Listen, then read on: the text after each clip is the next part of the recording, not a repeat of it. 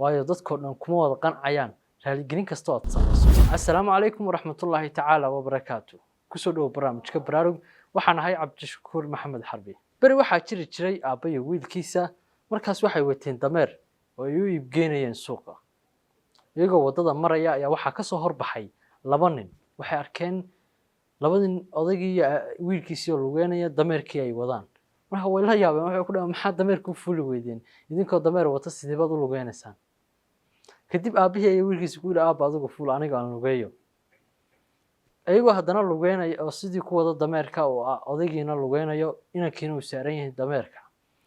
Gabar baa ka soo horbaxday ku calaacalaysa inanku idab darana aabihiina uu lugeynaya asagina dameerkii ku dul raaxaysanaya isku dul fadhiya.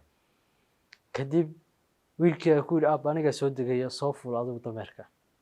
haddana iyagoo sidii u socdaa ayaa nin maskiina ka soo horbaxay. War odaygu naxariis darana asagina dameerkii uu saaran yahay inankiisina uu lugeynaya.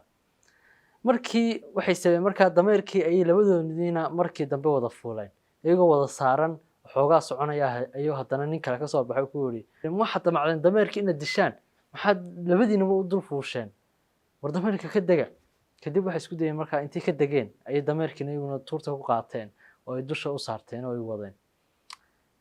Kadib iyagoo hadda markii suuqii sidii bay ku tageen suuqii markii tageen ayaa markaa dadkii ba arkay way ku wada qosleen oo ay ka maadeysteen way u soo qosl tageenba.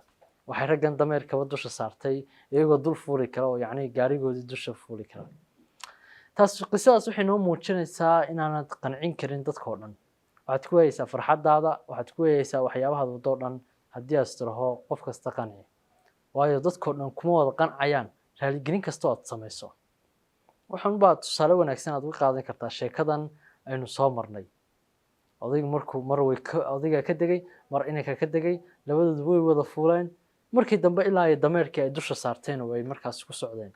haddana weli dadku kuma qanacsanaa waa kuwa markii dambena u soo qosl tagay ku qoslay ee waxay dadkan waalan ee dameerkiiba dusha saartay. nolosha ayaa noocaas intaas ayaan ku dhaafay barnaamijkeena Baraarug intaan ku kulmi doono barnaamijkan barnaamij lamada waxaan idin leeyahay assalaamu calaykum waraxmatullaahi tacaala wabarakaatuh.